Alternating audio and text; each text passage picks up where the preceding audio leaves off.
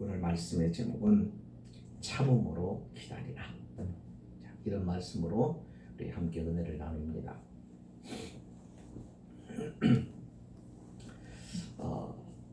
본문을 시작하기 전에 사도 바울이 17절에서 말합니다.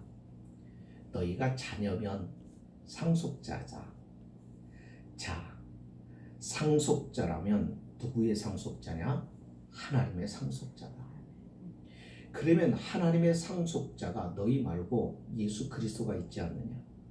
그 예수 그리스도와 함께하는 상속자다. 그겁니다. 그러면서 우리에게 뭐라고 얘기하냐면, 그렇다고 한다면 너희가 자녀고 상속자이면, 그러면 그리스도와 같이 한 상속자가 된다면 그와 함께 영광을 받기 위하여, 그는 누구죠? 예수님. 예수님과 함께 영광을 받기 위하여 고난도 함께 받아야 할 것이 아니냐라는 말씀, 그 말씀에 이어서 오늘 우리가 보는 이 본문의 말씀을 소개하고 있는 겁니다.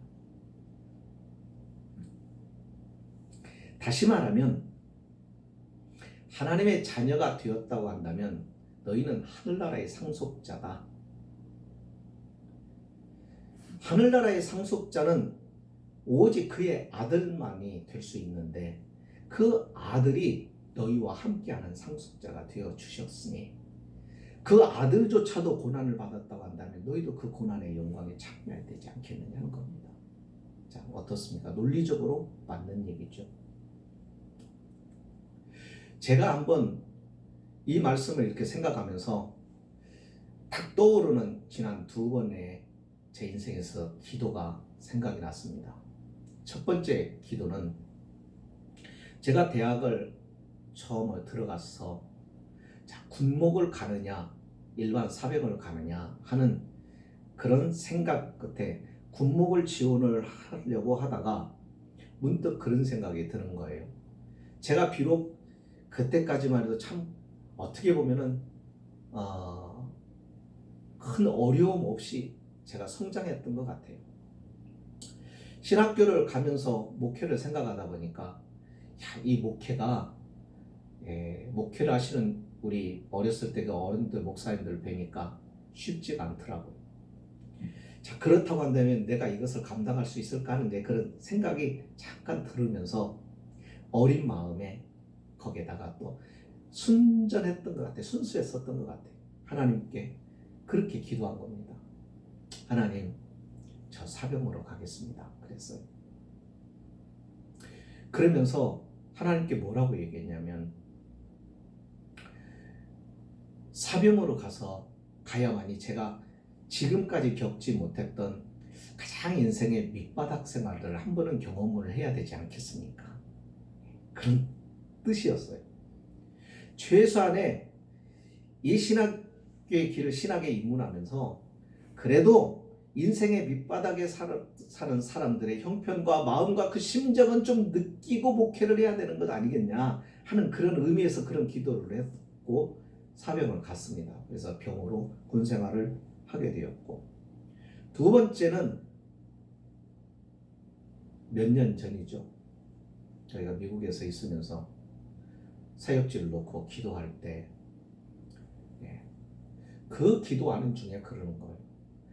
계속 하나님께서 딜레이를 시키는 이유를 생각하면서 그런 질문에서 하나님 왜 자꾸 사역에 대하여 딜레이를 시키는지 여쭙는 과정에서 문득 나도 모르게 하나님 앞에 그런 생각을 품게 됩니다.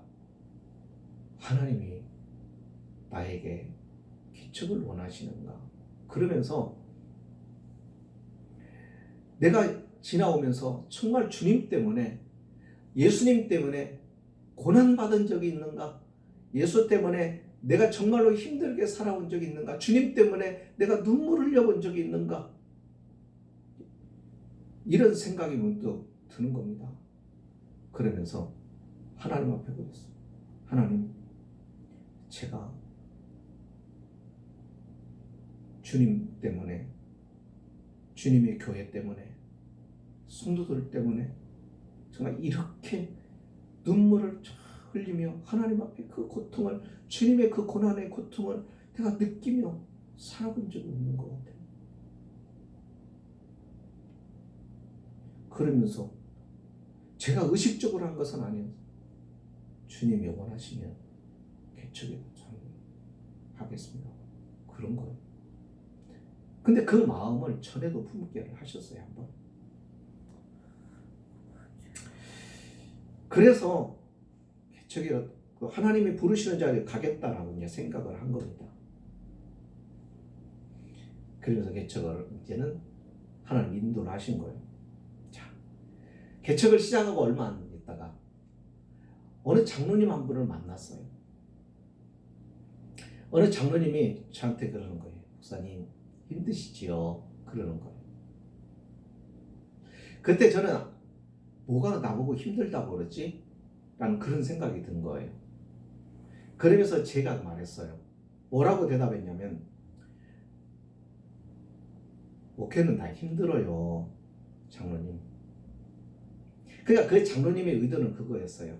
제가 개척을 한다니까는 측은해 보였던가 봐요.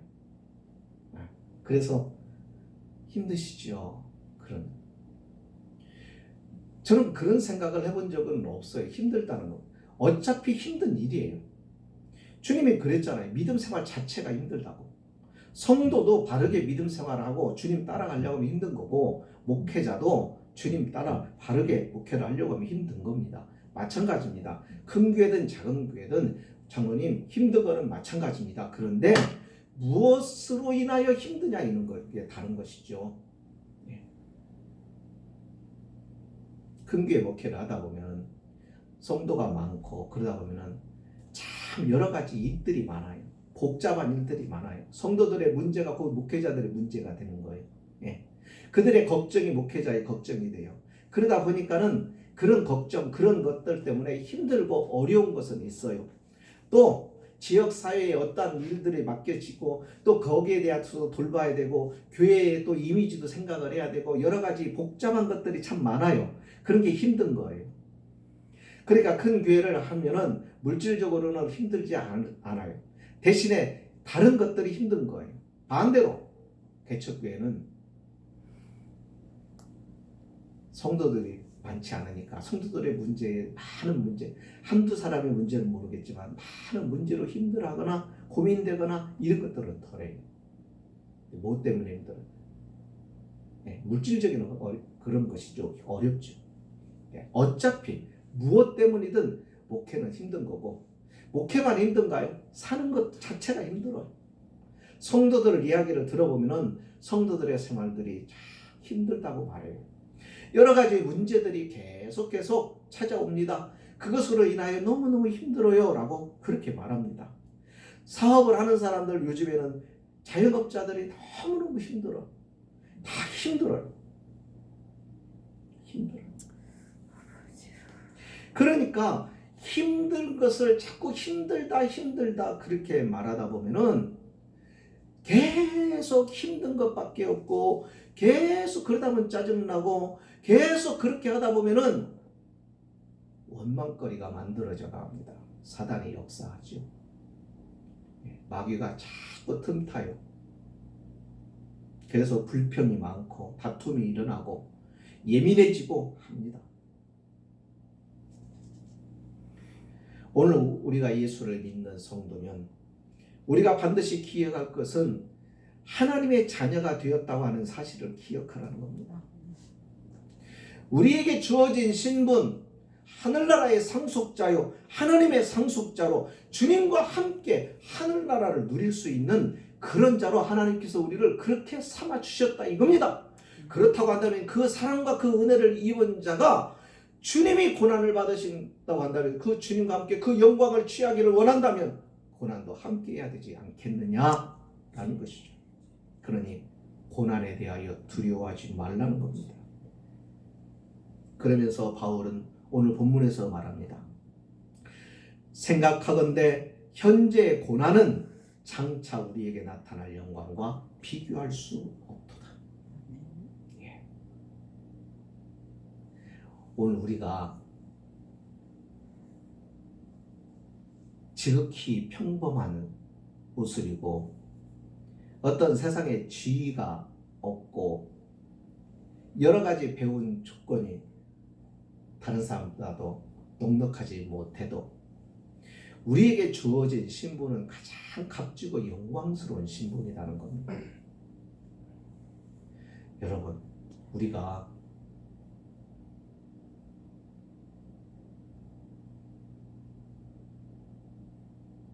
하나님의 자녀가 된다는 것은 이거는 특별한 선택이죠.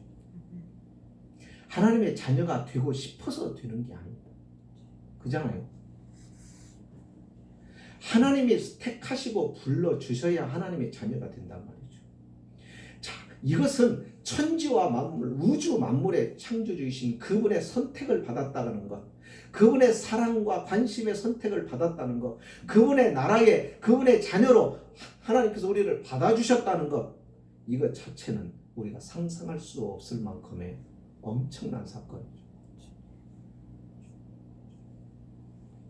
그러니까 그 영광을 우리가 누리는다고 할 때 그 영광을 누리기에 오늘 우리가 받는 이 환난은 아무것도 아니다. 그겁니다. 영광은 그럼 무엇입니까? 영생입니다. 그리고 하늘나라의 상급이죠. 비교할 수 없다는 말은 영광의 고귀함에 비추어 볼 때 우리가 받는 고난은 아주 작은 것에 불과하다는 겁니다. 그러면 오늘 우리가 받고 있고 우리가 살아가면서 겪고 있는 이 고난이 별거 아니다고 축소시키거나 무시하려는 것이냐? 아닙니다. 그게 아니라 오히려 지금의 이 고난을 힘써 극복함으로 얻게 될 천국의 영광이 얼마나 크다는 것을 지금 말하려는 거예요.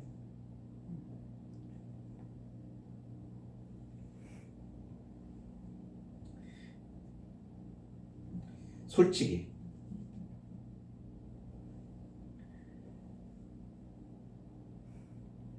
복음이 전해질 때, 복음을 전할 때 가난한 나라들의 복음을 전할 때 그 복음이 빨리 스며들어요. 그죠?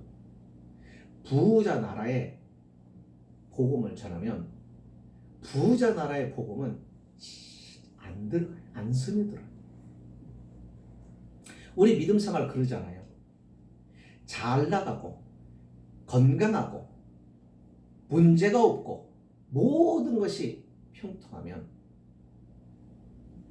하나님에 대한 필요를 별로 못 느끼면서 살아가요.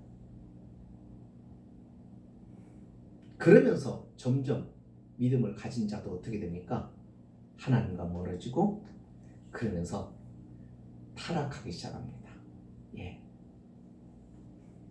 그러다가도 갑자기 문제가 생깁니다. 집안에 문제가 생깁니다. 사업에 문제가 생깁니다.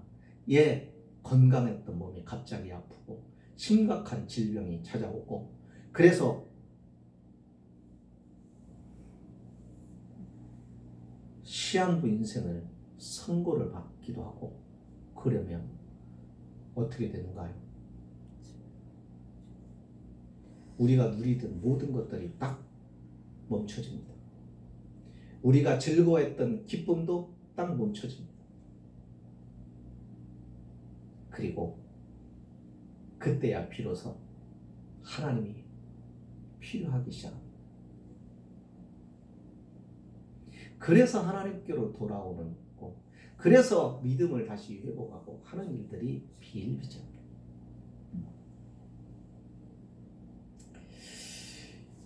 우리가 하나님의 나라 영광의 그 나라를 향하여 가는 과정에서는 이 고난이 꼭 따라요. 네. 그 왜 그러냐면 길이 다른 거예요. 그러니까 삶의 방식이 다른 거예요. 주님이 나를 따라와야 된다. 자, 주님을 따라가야 하나님이 계신 곳을 우리가 갈 수가 있는 거란 말이죠. 그잖아요. 그러니까 주님을 따라가는 방식이, 그 삶의 방식이 우리가 지금 몸담고 있는 이 세상의 삶의 방식하고는 다르단 말입니다. 그러니까 이게 힘이 든 거예요. 어려운 거예요. 똑같으면 같이 어울려서 가겠는데 달라요. 뿐만이 아닙니다. 그 방식이 다를 뿐만 아니라 우리가 몸으로 이것을 새로운 환경에, 다시 말하면 주님을 따라가는 일에 적응하기가 쉽지가 않아요. 왜냐하면 우리는 이 세상에 이미 적응되어 있는 몸을 가지고 있는 거예요. 그러니 신앙생활이 쉬운 것은 아닙니다. 나를 포기한다는 것, 내 본능을 절제한다는 것, 내가 가지고 있는 생각에 대하여 통제한다는 것, 언어를 내가 입에 재갈을 물리고 말을 주의하고 조심하는 것, 이런 모든 것들이 절제된 삶이라는 것은 쉽지가 않습니다. 하고 싶은 대로 본능적으로 살아가는 것은 참 쉬워요. 그런데 주님이 원하시는 삶으로 우리가 주님을 따라가려고 하니까 힘든 거죠. 우리만 힘든 것이 아니라 그런 우리를 보면서도 세상은 조롱을 하는 겁니다. 그러니 이중고를 겪는 거예요. 그래서 힘들어요. 하지만 이 고난이 우리가 하나님의 영광의 그날을 바라보고 그 나라에 가기까지 이 과정 속에서 이 고난은 내게 엄청난 유익을 준다는 것입니다. 준다는 것. 제가 개척을 해보면서 깨닫는 게 참 많습니다. 그런 것들이 어려워봐야 절박하고, 절박하니까 하나님 앞에 목매고 하는 것더라고요. 그렇지 않나요? 이 고난이 내 믿음을 강화시켜요. 이 고난이 하나님과 가까워지도록 그렇게 도와줘요. 또 이 고난이 내가 가지고 있는 이 믿음, 이 믿음에 우리는 덕지덕지 불필요한 것들을 다 발라놔갖고 이게 믿음인지 믿음이 아닌지 분간이 안 되는 그런 우리의 믿음을 어떻게 하는 거예요? 고난이 다 그것을 씻어내버리는 거예요. 그래서 고난을 통하여 믿음이 순결해지는 것입니다. 그래서 욥이 그런 고백을 하잖아요.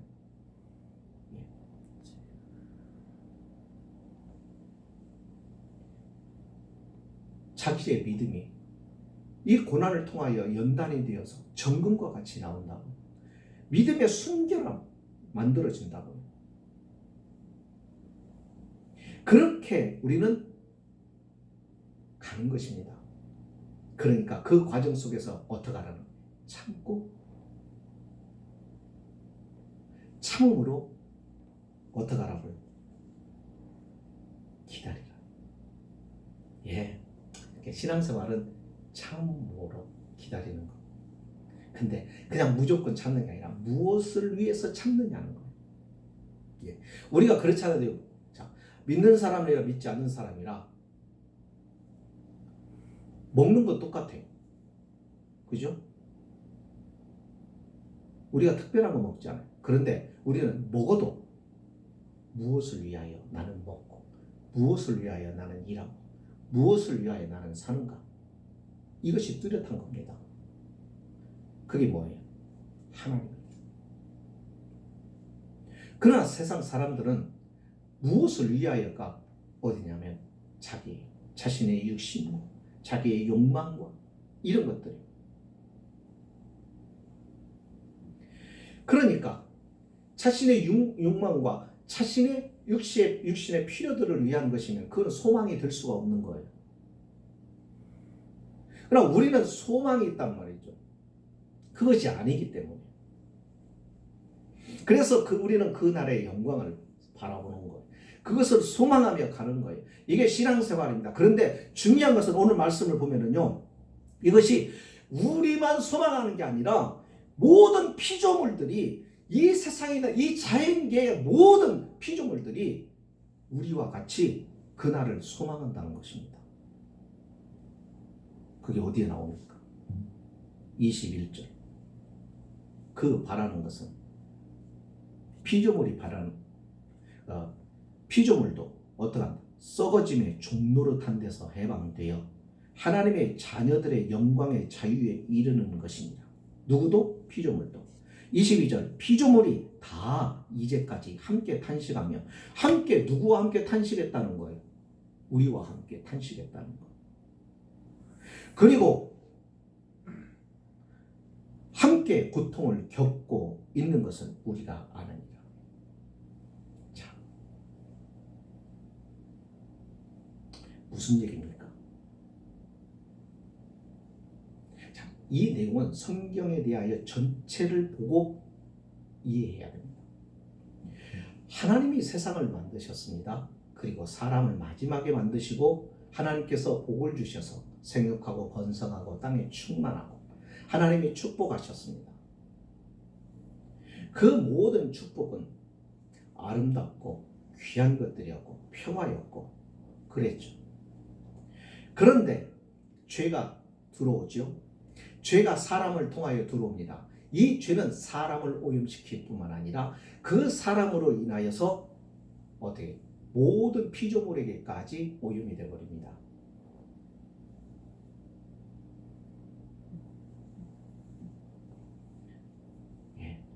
그래서 죄가 세상에 오염이 됩니다.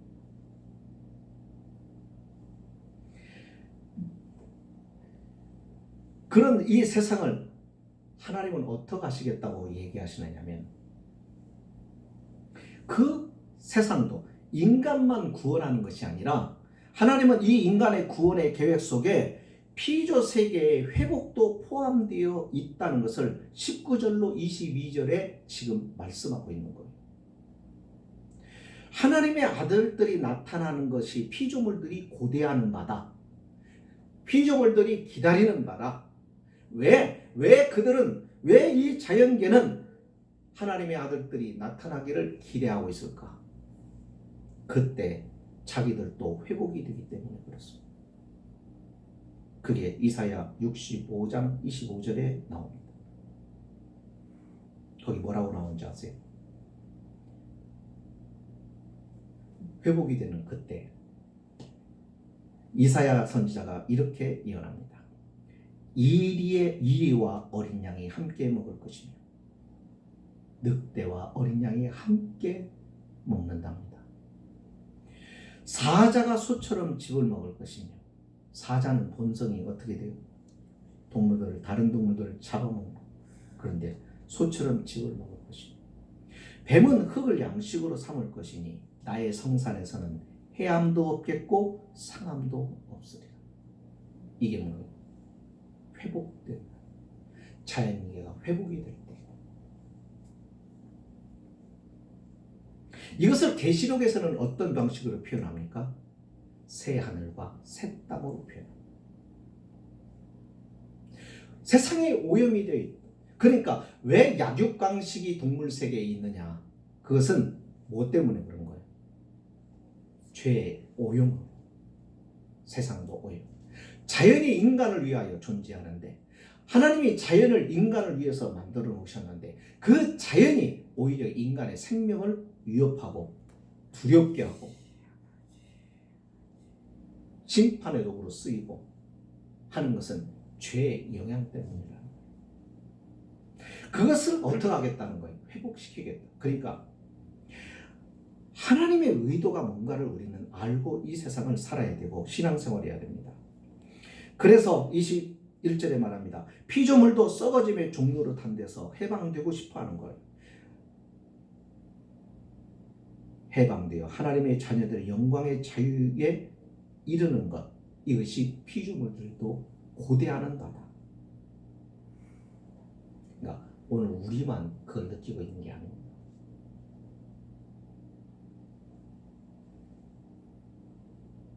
여러분, 우리는 이 세상을 보면서 그냥 단순히 내가 잘 되고 내가 복받고 내가 출세하고 이런 차원이 아니라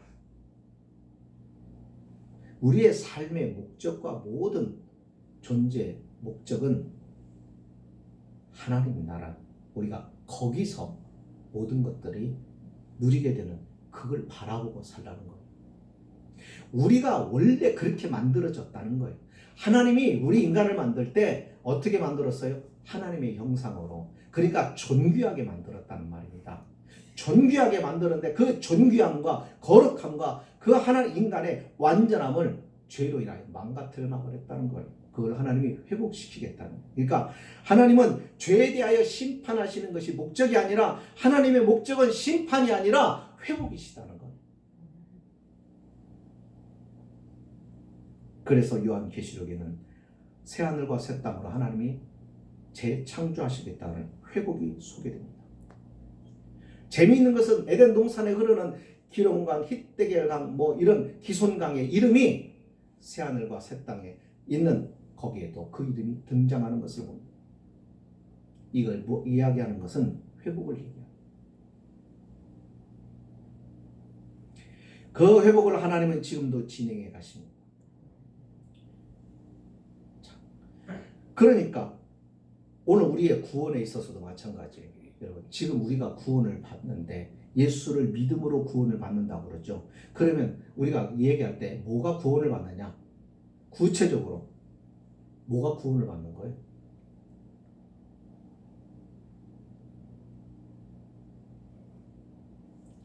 사람이 육체와 영혼으로 지어졌잖아요. 그렇죠?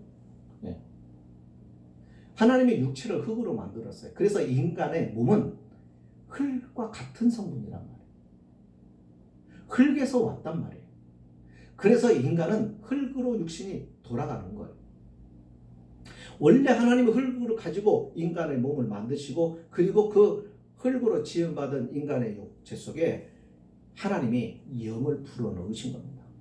그래서 인간은 영이 어디서 온 게 아니라 하나님으로부터 왔기 때문에 인간의 영은 하나님을 본능적으로 생각할 수밖에 없는, 그래서 모든 사람들은 자신은 아니라고 부정을 해도 뭘 가지냐면 신앙을 가져요. 그 신앙이 대상이 다를 뿐이에요. 그래서 인간만이 신앙을 갖는 거예요. 그 자신을 창조하신 창조주에 대한 그런 바람이 있고 거기에 대한 끌림이 있기 때문이에요. 그래서 인간은 영혼이 바로 하나님께로부터 왔기 때문에 하나님을 찾는데, 문제는 죄가 그것을 파괴시켜버린 겁니다. 죄가 오염시켜버린 겁니다. 그래서 인간의 영이 어떻게 돼요? 죄로 인하여 마비되고 죄로 인하여 죽은 상태로 떨어지니까 영이 영이신 하나님을 분별을 못하는 거예요. 영이 영이적인 세계가 있다는 것을 잃어버린 겁니다. 그렇게 살아간 거예요. 그러니까 하나님을 모르는 거예요. 자기의 주인을 모르고 살아간 거예요. 그런 우리들에게 하나님의 아들을 보내셔서 어떻게 하시는 거예요? 우리의 영을 회복시키십니다. 예수 그리스도 그의 이름을 부르는 자는 하나님의 자녀가 됩니다. 그래서 첫 번째 나타나는 것이 무엇이? 자기가 누군지를 알고 하나님이 누구인지를 알기 시작해요. 그러면서 첫 번째로 나오는 반응이 뭐냐면 죄에 대한 고백. 살아난 거예요. 영이 살아나게 된 거예요. 영이신 하나님, 하나님이 영을 창조하셨고 그 영을 지으셨고 그 영을 우리에게 주어주셨기 때문에 죽은 영을 살릴 수 있는 분은 하나님밖에 없는 거죠.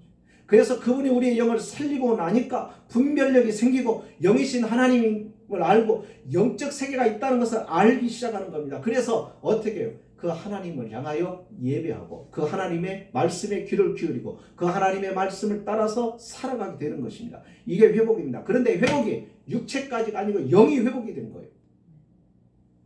육체는 여전히 이 죄의 오염 속에서 부대끼면서 살아갑니다. 그러다 보니까 우리의 영은 하나님의 뜻을 알겠고 하나님이 우리에게 요구하시는 말을 알겠는데 이 육체가 하나가 되지를 못하는 겁니다. 갈등 속에서 살아가죠. 그래서 신앙의 생활이 그래서 피곤하고 힘들어요.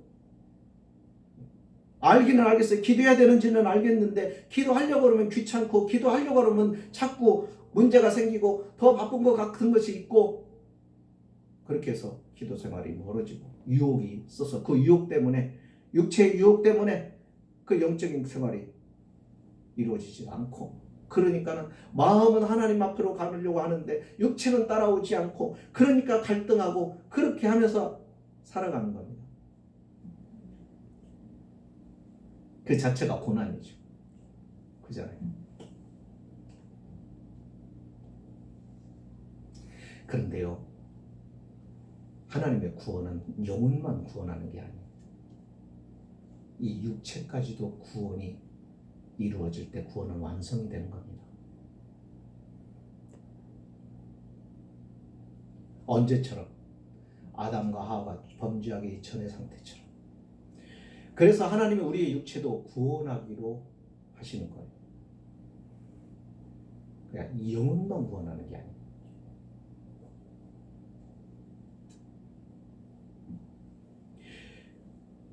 그래서 우리의 영이 자꾸 하나님의 것을 추구하고 하나님의 나라를 바라보고 이렇게 살아가면서 자꾸 우리의 육체를 어떻게 해요? 이끌고 가는 것. 이것이 신앙생활이라는 겁니다. 그러니까 우리의 신앙생활이 뭐냐면, 우리가 육체의 구원을 받을 때까지 우리는 계속 어떻게 해요? 부대끼면서 살아가는 거예요. 그래서 마귀가 유혹을 할 때, 우리의 믿음이 도전을 받을 때 다 어디로부터 오느냐면 우리의 육신적인 것으로부터 옵니다. 자, 여기 재밌는 표현이 나옵니다. 여기 보시면은 무슨 얘기가 나오느냐면,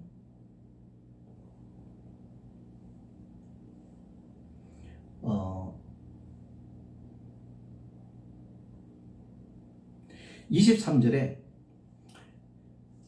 또한 우리 곧 성령의 처음 익은 열매를 받은 우리까지도 그랬어요. 자, 우리까지도 속으로 탄식하며 양자될 것 곧 우리 몸의 속량을 기다린다 그랬습니다. 우리까지도 뭘 기다린다? 우리 몸의 속량을, 우리의 몸의 육체의 속량을, 육체의 구원을 기다린다는 거예요. 사람은 영적인 존재가 있지만 영적인 것만 있는 건 아니었어요. 하나님은 인간에게는 육체를 주셨어요. 몸을 주셨어요. 하나님이 천사는 영적인 존재로만 만드셨지만 인간은 천사와 다른 존재로 육체도 만들어 주셨어요. 그러니까 하나님이 인간을 구원하신다는 것은 영혼만 구원해 가지고는 완성이 되는 게 아니에요. 육체도 구원해 하셔야 되는 거예요. 자, 그래서 여기 보면은 성령의 처음 익은 열매를 받은 자라고 우리를 그렇게 표현합니다. 그러면서 처음 익은 열매라는 것은 무엇을 말하죠? 그 한 해 농사에서의 첫 곡식, 첫 수확을 말하죠. 자, 첫 곡식, 첫 수확을 거두면, 그러면 거기서 우리가 생각하는 게 나머지 수확은 첫 수확을 통해서 맛보고 나머지 수확에 대한 더 많은 수확에 대한 그 기쁨의 약속을 받게 되죠. 그것을 바라보게 되는 것입니다. 첫 수확을 통해서.